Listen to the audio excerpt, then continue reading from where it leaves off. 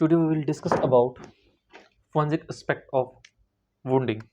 Simple से wording में अगर इसको कहा जाए तो क्या हो गया हमारे पास ट्रॉमेटोलॉजी।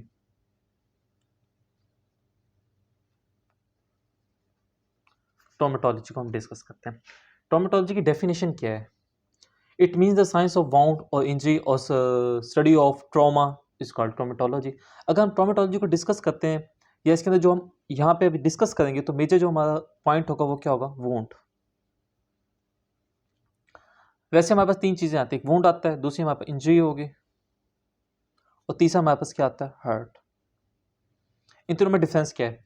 वुंड से हमारा जो सिंपल सा मीनिंग है कि किसी भी जानदार चीज के नुकसान पहुंचाना, किसी फोर्स के जरिए, किसी एनर्जी के जरिए, उसको हम वुंड कहते हैं।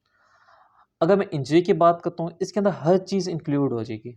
किसी भी इंसान को नुकसान पहुंचाना, कैसे उसको फिजिकली, उसको मेंटली, उसकी प्रॉपर्टी को या उसको रेप्यूट को, वो हमारे पास किस में आएगा? इंजरी में आएगा। अगर मैं हर्ट की बात करूं, हर्ट के अंदर किसी को यानी कि तकलीफ होना, किस वजह से होना? किसी डिजीज की वजह से होना, किसी इन्फर्मिटी की वजह से होना, किसी इंजरी की वजह से होना, किसी डिसेबलिंग की वजह से होना, या हर टाइप के यानी कि कोई भी पर्सनल इश्यूज भी हैं, कोई डिजीज वगैरह भी, तो वो भी वो हर्ट के अंदर आएगा। मगर जो हमने इस पूरे चैप्टर में पढ़ना है वो हमने सिर्फ वुंड को डिस्कस करना है। वुंड होता क्या है? यानी कि कोई भी लिविंग टिश्यू को नुकसान पहुंचाया जाए, किस तरह? किसी भी फोर्स के जरिए या कोई भी एनर्जी उस पर इम्प्लाई करके यानी कि नुकसान पहुंचाया जाए, उसको हम डिस्कस करेंगे। अब वुंड हमारे पास किस तरह के हो सकते हैं? या तो हमारे पास कोई एक्सीडेंटली हो सकता है, या किसी ने खुद को पहुंचाया हो, सेल्फ हो सकता है, या बाय अदर हो सकता है। कोई किसी को पहुंचाए या कोई अपने आप को नुकसान पहुंचाए, या कोई बाय चांस या एक्सीडेंटली किसी को वुंड हो जाए। अगर मैं बात करता हूं अदर की, कोई इंसान किसी दूसरे को नुकसान पहुंचाता है, इसका तो बाकायदा हमारे कानून में लिखा हुआ है कि उसको सजा मिलेगी और उसको बाकायदा सजा दी भी जाती है पाकिस्तान के अंदर। अब हम इसको स्टडी कर क्यों दें? इसकी लीगल इंपॉर्टेंस क्या है? जाहिर सी बात है, कोई भी यानी कि किसी ने किसी को नुकसान पहुंचाया है तो हमारे पास उसकी कोई ना कोई लीगल रिक्वायरमेंट है फॉर फोरेंसिक सर्टिफिकेट। हमें यानी कि सर्टिफिकेट के ऊपर, जो भी फोरेंसिक सर्टिफिकेट हमें बनाना है उसके ऊपर हमें हर चीज़ मेंशन करनी है। उसके अंदर सबसे पहले क्या चीज़ें मेंशन करेंगे फोरेंसिक सर्टिफिकेट के अंदर? क्या चीज़ें हमारे पास, यानी कि सिंपल वर्डिंग में अगर मैं कहूँ तो क्या आना चाहिए उसके? शेप, हमें यानी कि चोट थी तो कितनी बड़ी उसको चोट लगी है, शेप उसकी आनी चाहिए, साइज उसका बताना चाहिए, उसके बारे में जो यानी कि वेपन है, किस टाइप का वेपन यूज़ किया गया, वेपन के बारे में उसको बताना चाहिए। और उसके बाद यानी कि जो जनरलाइज्ड है, साइट्स के बारे में, यानी कि जनरलाइज साइज है, जनरलाइज साइट है, जनरलाइज जो भी उसके बारे में होगा हमें वो भी बताना चाहिए। लोकल साइट के बारे में भी बताना चाहिए कि क्या क्या, यानी कि उसको टिश्यूज़ के ऊपर, कौन कौन से टिश्यूज़ के ऊपर, या उसके सराउंडिंग टिश्यूज़ के बारे में हमें पूरा, यानी कि उसको मेडिकल जो सर्टिफिकेट होता है उसके अंदर, फोरेंसिक सर्टिफिकेट के अंदर पूरा लिखना पड़ेगा, बताना पड़ेगा। इसके अलावा हमें एस्टिमेट लगाते होते हैं किसका? Edge of wound. Edge of wound के बारे में हम एस्टिमेट लगाते हैं, कितनी पुरानी चोट है, इस बंदे ने कभी अपने आप को अभी तो नुकसान नहीं पहुंचाया, या अगर किसी ने किसी को नुकसान पहुंचाया तो समटाइम हमारे पास केसेस आते हैं, कोई यानी कि खुद को नुकसान पहुंचाता है, बाद में इल्ज़ाम दूसरे पे लगा रहा होता है। तो हम यानी कि इस बारे में यानी कि एज से भी हम अंदाज़ा लगा सकते हैं। फिर उसके अलावा फिर हम उसकी डायरेक्शंस, किसने किसको अपने आप को कैसे नुकसान पहुंचाया, या कि अगर किसी ने किसी को नुकसान हुआ तो उसको कैसे पहुंचाया, उसके बारे में हम सारा डिस्कस करते हैं। ये पता कब चलता है? जब भी हमारा कोई मेडिकल लीगल जो ऑफिसर है वो ऐसा हो जिसको इन सब के बारे में नॉलेज हो, ये होता कैसे है और किस वजह से हुआ है। इसके हमारे पास आता है जो टाइप्स ऑफ वाउंड की, अगर मैं बात करूँ टाइप्स ऑफ वुंडिंग, इसके अंदर जाहिर सी बात है जो हम डिस्कस करेंगे वो क्या करते होते हैं, किस टाइप का वेपन था, वेपन टाइप आ गई, और फिर उसके अलावा फिर हमारे पास क्या आता है? मैनर ऑफ इट्स इन्फ्लेक्शन,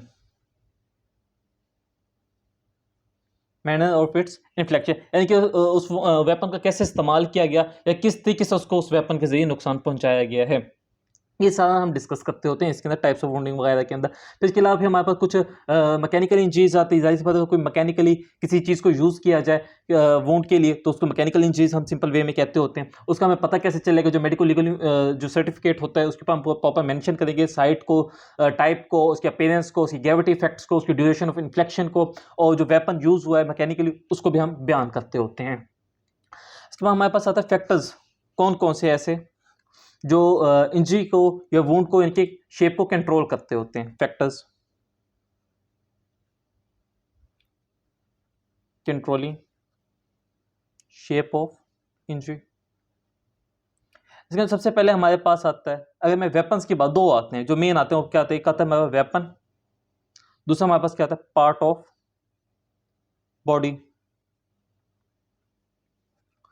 जो यानी कि ये दो हमारे पास होते हैं जो यानी कि हमारे किसी भी चोट को ऊपर यानी कि इम्पैक्ट डालते हैं कि क्या चोट किस कैसे चोट लगी है, किस हथियार से लगी है। सबसे पहले अगर मैं वेपन की बात करूँ तो हमें उसके बारे में टाइप पता होनी चाहिए कि जो वेपन यूज है वो किस टाइप का हुआ है। फॉर एग्जाम्पल अगर किसी को इंसीज्ड वाउंड है तो वो क्या है, कोई ऑब्वियस सी बात है कोई शार्प वेपन यूज किया गया। अगर किसी को कोई लेसिएटेड वाउंड है तो ऑब्वियस सी बात है कोई ना कोई ब्लंट वेपन या ऐसी कोई हथियार यूज किया गया जो यानी कि ब्लंट था, शार्प नहीं था। उसके बारे में हम स्टडी करेंगे। इसके हमारे पास आता है weight and velocity. Weight and velocity of a weapon. जब वेट एंड वेलोसिटी की बात की जाती है तो उसके अंदर ये आता है कि कोई भी यानी कि ऑब्जेक्ट है, उसको यानी कि उसका वेट क्या था, उसकी वेलोसिटी क्या थी। वेलोसिटी हम कैसे मेजर करते होते हैं, यानी कि काइनेटिक एनर्जी का फॉर्मूले से के ई इक्वल टू, यहाँ पे बता देता हूँ, K E is equal to half M V. इससे हम यानी कि उसकी वेलोसिटी का अंदाज़ा लगाते हैं, ये जो उसके ऊपर जो एनर्जी थी उसके अंदर, जितनी एनर्जी उसके अंदर स्टोर हुई थी, तो हम उससे अंदाज़ा लगाते हैं। अगर मैं सिंपल सी बात करूँ, कोई एक गोली है, जाहिर सी बात है उसकी स्पीड ज़्यादा होती है निस्बतन एक स्टोन के। कोई भी यानी कि अगर मैं पत्थर लेता हूँ किसी को मारता हूँ, बेशक वो साइज़ में बड़ा है मगर उसका इतना इफेक्ट नहीं आता। मगर अगर मैं गोली किसी को मारता हूँ और बेशक उसकी स्पीड ज़्यादा है, बेशक साइज़ में वो छोटी है, तो उसका यानी कि असर डैमेज इफेक्ट ज़्यादा होंगे। इसके बाद है manner of execution of weapon.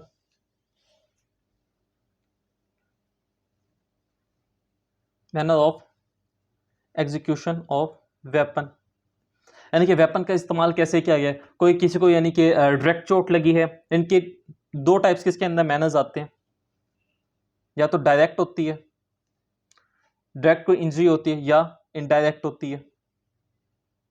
अगर मैं डायरेक्ट की बात करता हूँ, फॉर एग्जाम्पल अगर किसी को भी मैं कोई क्लब स्टिक या कोई स्टोन वगैरह किसके हेड के ऊपर हिट करता होता हूँ तो मतलब कि डायरेक्ट है, किसका सर फाड़ा है मैंने, ये डायरेक्ट इंजरी है।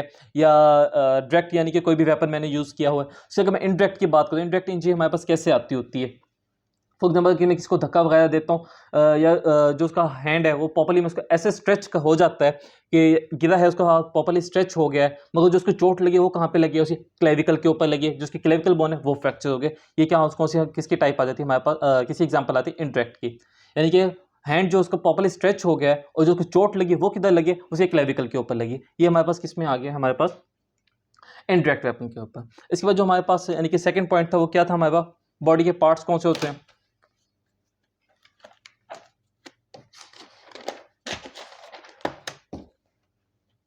सिंपल से फैक्टर्स इन पार्ट स्ट्रक, जिस जगह यानी कि चोट लगी है उसके बारे में हम डिस्कस करेंगे। सबसे पहले आता है आर्टिकुलेचर ऑफ पार्ट स्ट्रक। अगर मैं आर्टिकुलेचर की बात करता हूं, इसका स्पेसिफिक रिलेशनशिप हमारी यानी कि चोट से बड़ा ताल्लुक होता है इसका। जाहिर सी बात है जो इंसान की ह्यूमन बॉडी है वो डिफरेंट चीज़ों से बनी हुई है, उसके अंदर सॉफ्ट एंड इलास्टिक टिश्यूज भी होते हैं। कौन से होते हैं, फैट्स हो गए, स्किन हो गए, या मसल्स हो गए। अगर मैं थोड़े से रिजिड की और लेस इलास्टिक की बात करूँ तो हमारे पास लिगामेंट्स आ जाते होते हैं। और अगर मैं बात करूँ हार्ड की और लिमिटेड इलास्टिक की तो उसके अंदर हमारे पास कौन सी आती है, बोन आती है।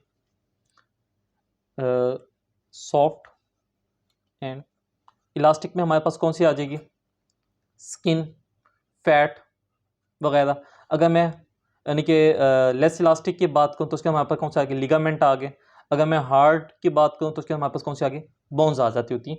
इसको हम डिस्कस करते हैं। अब जाहिर अगर मैं बोन्स की बात करूँ तो बोन्स भी हमारे पास डिफरेंट टाइप के, लॉन्ग बोन्स आती हैं, लॉन्ग बोन हमारे पास लिम्स आ जाती होती है, और कौन सी आ जाती है हमारे पास, रिब्स आ जाती हैं। अगर मैं शॉर्ट बोन की बात तो हमारे पास हैंड एंड फीट की यानी कि छोटी छोटी हड्डियाँ आ जाती होती हैं। अगर मैं प्लेट लाइक बात करता होता हूँ किसी भी बोन की तो हमारे पास क्रेनियम क्या आ जाती है, यानी कि स्कल बोन आ जाती है, या फिर हमारे पास इलियक क्रस्ट वगैरह वो वाली बोन आ जाती है। इसके अलावा यानी कि कोई भी चोट होती है, अगर मैं यानी कि लिम्स के अलावा बात करूँ तो जाहिर बात कोई भी चोट लगती है तो अगर इंटरनली ऑर्गन्स को डैमेज करते तो उसका अलहदा इम्पैक्ट होगा। यानी कि फॉर एग्जाम्पल कुछ हमारे जो इंटरनल ऑर्गन्स होते हैं वो क्या होते हैं हमारे पास, हार्ड होते हैं, सॉलिड होते हैं। कुछ हमारे पास कैसे होते हैं, एयर होता है जिसके यानी कि जिसके अंदर हवा भरी होती है। अगर मैं सॉलिड की बात करती हूँ हमारे पास कौन सा आता है, लीवर आ जाता है, स्प्लीन आ जाता है, और किडनी आ गया। अगर मैं एयर वाली ऑर्गन की बात करूँ उसके अंदर हमारे पास कौन सा लंग्स आ जाते हैं। और कुछ हमारे पास ऑर्गन ऐसे होते हैं यानी कि जो बैलून लाइक होते हैं, या जो यानी कि सेमी सॉलिड होते हैं, ये फ्लूइड लाइक होते हैं, वो हमारे पास कौन से आते हैं, यानी कि किडनी, स्टमक आ गया, हार्ट आ गया, गॉल ब्लैडर आ गया, यूरिनरी ब्लैडर वगैरह आ गई, सारे यानी कि हमारे पास सेमी सॉलिड के अंदर आते हैं। सबसे पहले सॉलिड, एयर, और फिर सेमी सॉलिड वगैरह के अंदर ये सारी चीज़ें आती हैं। अब जाहिर सी बात है, कोई मैं वेपन किसी को हिट करता हूँ तो उसके मुख्तलिफ इम्पैक्ट होंगे। जाहिर सी बात है, इंसीज बाउंड का एक अलहदा यानी कि शेप होगी और लेसेटेड बाउंड की अलहदा अपनी शेप होगी। अगर मैं एक क्लब स्टिक लेता हूँ, किसी को मैं हिट करता हूँ उसकी यानी कि बटक के ऊपर, तो जाहिर सी बात है उसको ब्रूजेस पड़ेंगे बटक के ऊपर। क्यों? उधर फैट्स हैं, मसल्स हैं, या उसको जो हिप बोन है उसको बहुत ही कम ब्रूज इफेक्ट होगा, क्योंकि जाहिर सी बात है उसके ऊपर पहले उस तक चोट चोट पहुंचने से पहले पहले मसल्स की लेयर आ जाती होती है, फैट्स की लेयर वगैरह आ जाती होती है। मगर अगर मैं वही फोर्स और यानी कि वही क्लब स्टिक या वही उसी फोर्स से मैं उसके हेड के ऊपर हिट करता हूँ, तो जाहिर सी बात है जो उसका स्कैल्प होगी वो लेसेटेड हो जाएगी, उसको यानी कि जो स्किन है वो फट जाएगी उसकी, और उसको यानी कि ब्रूजेस वगैरह नहीं पड़ेंगे, जिसका बाउंड को लेसेटेड बाउंड होगा। अब जाहिर सी बात है, तीसरा हमारे पास इसके अंदर दूसरा पॉइंट क्या आता है हमारे पास, मूवमेंट ऑफ पार्ट। अब जो हमारे पास यानी कि चोट की बात करें, अगर कोई स्टेशनरी है, कोई इंसान यानी कि खड़ा है तब उसको चोट लगी तो उसका इम्पैक्ट और होगा। अगर कोई इंसान चल रहा है तो उसको चोट लगे तो उसके ऊपर, बॉडी के ऊपर उसका इम्पैक्ट कुछ और होगा। सिंपल सा एग्जांपल है, अगर कोई इंसान खड़ा है उसके यानी कि सर के ऊपर चोट लगती है, कोई यानी कि क्लब स्टिक लग गई, या कोई फिर भी यानी कोई वटा वगैरह लग गया है, या कोई स्टोन वगैरह उसको लग गया, तो उसके अंदर उसके पास क्या होता है, जो उसकी यानी कि स्कैल्प है वो यानी कि इंजर्ड होती है, और जो उसके अंदर अगर डीप स्ट्रक्चर यानी कि बहुत ही कम डैमेज होते हैं, या अगर डीप स्ट्रक्चर होते भी हैं तो उसका इम्पैक्ट इतना नहीं होता।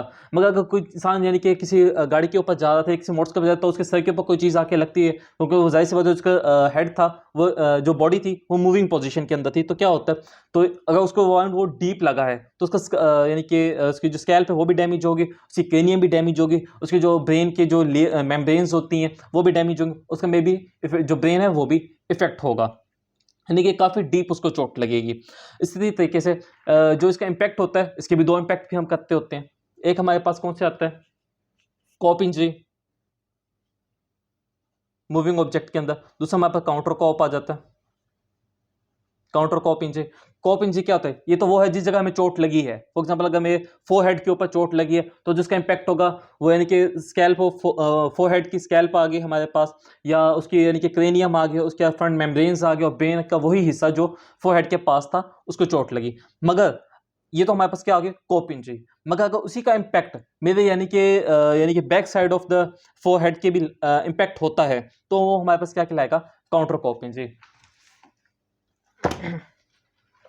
यानी कि ये जो जगह है, अगर मेरे पास चोट लगी भी इसी जगह थी तो यही जगह इम्पैक्ट हुई है ब्रेन की, तो क्या हो गया, कोप इंजरी होगा। यानी कि इसके बैक साइड के ऊपर भी उसका असर गया है, तो क्या हो गया, काउंटर कोप इंजरी।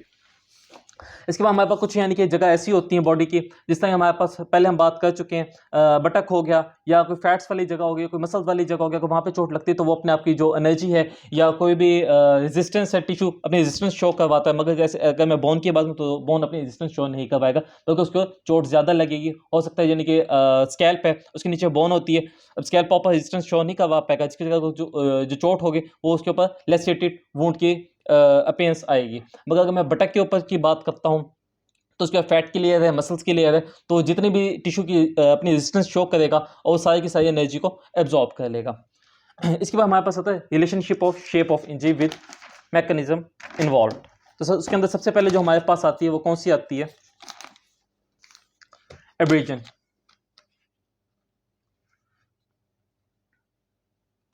एब्रेजन, एब्रेजन होती क्या है, ये एक ऐसी चोट है जो कि यानी कि सुपरफिशियल स्किन के ऊपर इंपैक्ट करता है, जिसके अंदर यानी कि आउटर लेयर है, ये सुपरफिशियल लेयर ऑफ स्किन है, वो डैमेज होती है और ये डीप नहीं होती, यानी कि इसके अंदर डीप इंजरी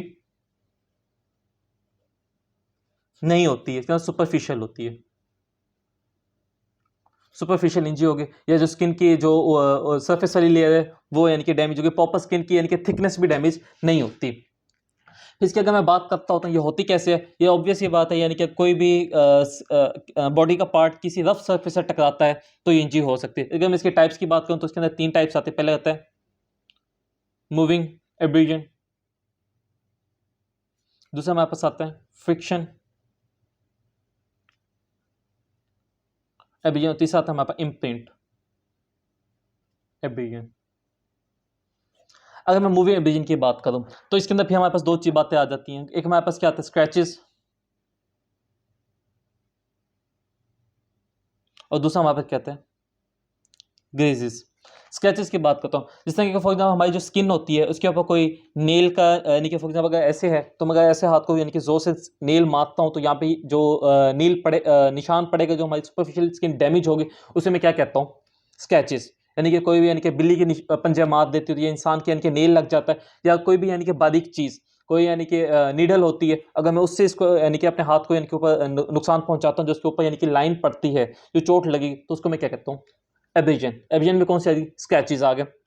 मगर अगर ऑटोमोबाइल एक्सीडेंट हो गया, किसी का बाइक से एक्सीडेंट होता है तो हम अक्सर देखते होते हैं जो पूरे का पूरा उसका बाजू है वो छिल चुका होता है, और प्रॉपर यानी कि एक ब्राउन सी उसके अपीयरेंस आ जाती है, ब्राउन लेयर आती है, प्रॉपरली यानी यूनिफॉर्म होती है, यानी कि पूरा बाजू का बाजू यानी कि प्रॉपरली एक लार्ज सरफेस उसके ऊपर इंपैक्ट होता है, तो उसको हम क्या कहते होते हैं, ग्रेजेस कहते होते हैं। जैसे कि ये हमारे पास क्या है, कोई यानी कि स्केचेस पड़े हुए हैं किसी की बैक ऑफ द चेस्ट के ऊपर, कोई पिन लगी है या कोई नाखून वगैरह है तो उसके निशान हो गए। ये हमारे पास किसके आ गए, ग्रेजेस आ गए, कोई यानी कि ऑटोमोबाइल से एक्सीडेंट हुआ है, एल्बो के ऊपर उसकी चोट लगी हुई है। इसके बाद हमारे पास आता है इम्प्रिंट एब्रेजन। फिक्शन में बाद में बताता हूँ, पहले इम्प्रिंट पे आते हैं। इम्प्रिंट एब्रेजन क्या होती है, स्टैम्प मार्क की तरह होती है, यानी कि प्रॉपर जिस चीज़ से नुकसान पहुंचा हो उसका यानी कि वैसे ही मार्क आ जाता है। फॉर एग्जांपल जिस तरह मैं बात करता हूँ, कोई किसी को हील, जो शू हील है उससे किसी को नुकसान पहुंचता है तो जो सुपरफिशियल स्किन है वो डैमेज हो जाती है, और प्रॉपरली वैसा ही निशान उसके ऊपर यानी कि पड़ जाता है, उसकी यानी कि चोट उसके ऊपर ही वैसे ही लग जाती है, यानी कि जो हील का मार्क है वो उसकी बॉडी के ऊपर आ जाता है, तो उसको हम क्या कहते हैं, इम्प्रिंट, यानी कि स्टैंप लाइक कह लें इसको, यानी कि स्टैंप का प्रॉपरली जितना मार्क होता है इस तरह यानी कि हील का मार्क है वो बॉडी के ऊपर आ गया, वो क्या इम्प्रिंट एब्रेजन हो गया। अब हमारा फ्रिक्शनल एब्रेजन। फ्रिक्शनल एब्रेजन से मार्क ये होता है यानी कि कोई भी चोट लगी हुई है वो किसी अगेंस्ट यानी कि फ्रिक्शन की वजह से लगी है, जो हमारे यानी कि मसल्स हैं या स्किन की लेयर है वो ऐसे डैमेज हुई है यानी कि किसी फ्रिक्शन की वजह से, फ्रिक्शन प्रोड्यूस हुई है, कोई रगड़ वगैरह आई है, तो उससे क्या होता है, फ्रिक्शनल एब्रेजन होगी। ये हमारे पास कहाँ पे यानी कि ज़्यादा हमें देखने को मिलता है, यानी कोई बॉडी होती है वो हैंग हुई होती है और इंसान अपने को जो बचाने की कोशिश करता है, जो रस्सी का जो मार्क है उसे गले पे पड़ता है और वहाँ पे एक एब्रेजन प्रोड्यूस करता है, वो फ्रिक्शनल प्रोड्यूस कर देता होता है। और इस तस्वीर के अंदर ये देखें, दोनों यानी कि एब्रेजन शो हो रही है, फ्रिक्शनल रब भी और इंडेंटेशन ऑफ स्किन की विदाउट लाइगेचर, यानी कि दिखाया गया हुआ है, ये जो पड़े हुए हैं इसके गले पे निशान, ये हमारे पास किस में आती है, फ्रिक्शनल रब वगैरह आ जाती है। और इसके अलावा हमारे पास जो इसके आगे हमें दिया हुआ है ये एक मेडिकल केस है।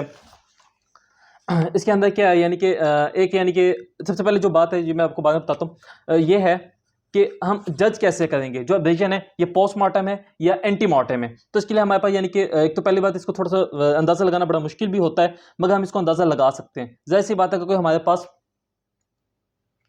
डेड बॉडी है, उसके ऊपर कोई यानी कि एब्रेजन्स वगैरह हैं, अगर यानी कि वो उसके मरने से पहले यानी कि एंटी मॉर्टम थे तो ऑब्वियस सी बात है कोई ना कोई हीलिंग प्रोसेस उसके ऊपर हुआ होगा, या कोई पस फॉर्मेशन उसके ऊपर हुई होगी, या कोई वाइटल रिएक्शंस वगैरह कोई ना कोई शो उसके ऊपर हुए होंगे। मगर अगर वो एंटी पोस्टमार्टम है यानी कि मरने के बाद उसको यानी कि यानी कि ये एब्रेजन हुआ है, तो जाहिर सी बात है जो उसकी जो मार्जिन है वो वेल डिफाइंड होंगे, कोई वाइटल रिएक्शंस जो वो शो नहीं करेगा, यानी कि जो नॉर्मल बॉडी अगेंस्ट यानी कि किसी भी एब्रेजन के करती होती है वो शो नहीं करेगी। ये प्रोड्यूस किससे हो सकता है, पोस्टमार्टम वाले, वो भी से कोई आंट या किसी इंसेक्ट की वजह से हमारे पास पोस्टमार्टम एब्रेजन वगैरह हो सकती होती हैं। हम प्रॉपरली इसको नेक डाई या मैग्नीफाइंग ग्लास या इंफ्रारेड लेंसेज वगैरह से इसको प्रॉपरली हम जज कर सकते होते हैं। इसके बाद जो मैं वो आपको एक मेडिकल वो केस बता रहा था, उसमें ये था कि एक यानी कि फीमेल है, उसकी अभी न्यूली मैरिड हुई है, तो जाहिर सी बात है जब उसने इंटरकोर्स किया तो उस वजह से यानी कि उसकी दौरान उसकी डेथ होगी। उसकी डेथ की वजह क्या बनी कि उसके यानी कि जो गले के ऊपर जो उसने यानी कि ज्वेलरी पहनी हुई थी उसका यानी कि इतनी जोर से उसका गला दबा, उसी से उसकी डेथ होगी। उसकी वजह से हुआ क्या, जो यानी कि जो कुछ उसके मार्क मार्क थे, यानी कि जो उसने गले के ऊपर हाथ पहना हुआ था उसके कुछ मोती वगैरह या कुछ यानी कि मेटेरियल वगैरह, गोल्ड वगैरह, सिल्वर वगैरह उसके इतने इम्प्रिंट हो गए तो उसने अपने एब्रेजन छोड़ दिए। देखें ये एब्रेजन्स शो कर रही है वो जगह। अब जाहिर सी बात है ये जो केस है ये न्यूली मैरिड का है, इसके अंदर वेजाइनल यानी कि जो सरफेस है वो भी डैमेज हुई है, और इसके अंदर यानी कि 3 ये जगह भी यानी कि डैमेज हुई हैं। तो पुलिस ने जब इसको इनिशियली इन्वेस्टिगेट किया तो इसको क्या डिक्लेयर किया, थ्रॉटलिंग का केस इसको डिक्लेयर किया। इसके बाद ये हम एज ऑफ एस्टिमेशन इससे हम कैसे लगा सकते हैं। शुरू के अंदर जो एब्रीजन होती है, जैसे पता, पहली बात अगर सुपरफिशियल इंजरी हुई है किसी को, एज ऑफ एब्रीजन, इसके हम कैसे लगाते हैं। शुरू के अंदर जो इंजरी हुई है तो उसको प्रॉपरली हम यानी कि नहीं मैयर कर सकते, क्यों, जाहिर सी बात है वो जल्दी हील अप हो जाती होती है, या कुछ यानी कि सर्कमस्टांस ऐसे, किसी को लेट इंजरी है यानी कि बहुत पहले की चोट उसे लगी हुई है, तो उसको प्रॉपरली मैयर इतनी आसानी से नहीं किया जा सकता क्योंकि सुपरफिशियल है। मगर यानी कि जो अमूमन इसमें प्रोसेस क्या होते हैं, अगर फ्रेश है चोट, एब्रेजन वो फ्रेश है, तो उसका जो कलर होगा रेड कलर की, यानी कि उसके ब्राइट रेड कलर की उसके अंदर अपीयरेंस आएगी एब्रेजन के ऊपर, क्योंकि जाहिर सी बात है उसके अंदर लिम्फ की और ब्लड सप्लाई वगैरह भी बढ़ जाते होते हैं। फिर उसके बाद स्कैब फॉर्मेशन होती है, ये कब होती है, यानी कि 24 घंटों के अंदर अपीयर हो जाएगी। जो उसकी रेडिश है ब्राउन जो अपीयरेंस आती है वो कब आती है, 2 से 3 दिन के अंदर फिर यानी कि जो रेडिश ब्राउन अपीयरेंस फिर स्टार्ट हो जाती है। फिर उसके अलावा जो स्वैब है, स्कैब बना है उसके ऊपर, उसकी शेडिंग होना स्टार्ट हो जाती है या री एपिथेलाइजेशन होती है। री एपिथेलाइजेशन कब स्टार्ट होगी, 1 हफ्ते के अंदर, और फिर जो प्रॉपर हील अप है ये 2 वीक्स के अंदर ये प्रॉपरली हील अप हो जाएगा। बाकी कुछ और भी कंडीशंस के ऊपर डिपेंड करती है, ये लेट वगैरह भी हो सकता होता है। ये हमारे यानी कि जो एब्रेजन है ये कंप्लीट हो चुका है।